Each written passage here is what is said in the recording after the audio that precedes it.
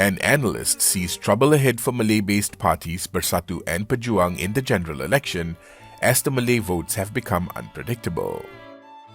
Azmi Hassan of Akademi Nusantara said the Pejuang-led Gerakan Tanah Air may even end up losing all the seats it held, including the Langkawi and Jerlun constituencies, which Dr. Mahathir Mohamad and his son Mukriz are defending.